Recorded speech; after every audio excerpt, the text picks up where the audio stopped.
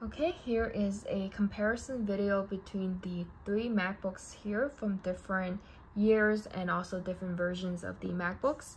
The first up here is the 13-inch MacBook Air.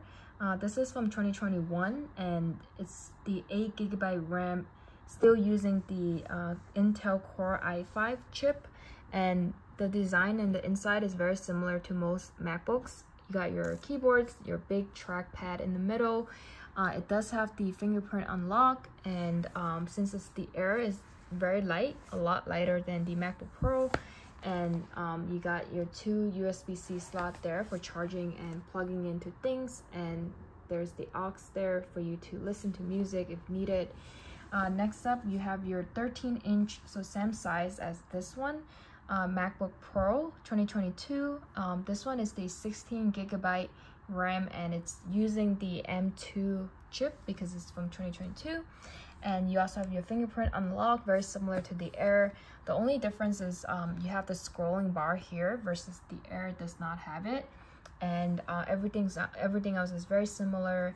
The Pro is a little heavier than the MacBook Air, just by a little bit. You can probably tell from here this is much thinner, but it definitely works a little faster than the Air.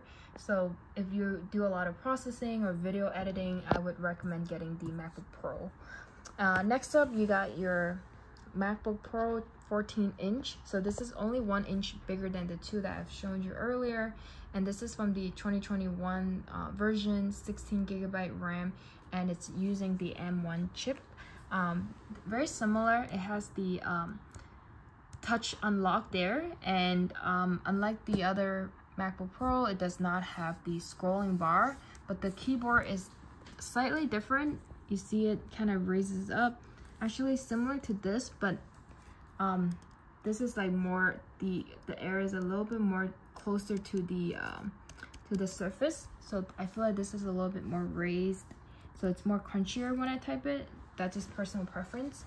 But the trackpad is almost similar to the Air, but is a little bigger. The two speakers are on the right and the left, very similar to the other MacBooks as well. The main difference on this one, I would say, is that it's a lot bigger and bulkier and heavier, and there's also no fan. That's like the special thing from this MacBook Pro here. And in terms of the slots, it definitely has more slots because it's bigger. It uses the magnetic charger there, and you have your two USB-C. The cool thing about this is it does have more slots, like the HDMI cable, HDMI slot there if you have SD card, and it also has another USB-C slot for you. So overall, all three machines work really well. It depends on your use case. For me, I just want a machine that can run more programs, so I decided to get the MacBook Pros.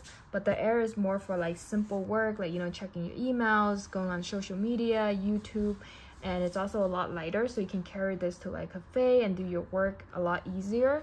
But overall, all three MacBooks are really good, and I like them all a lot.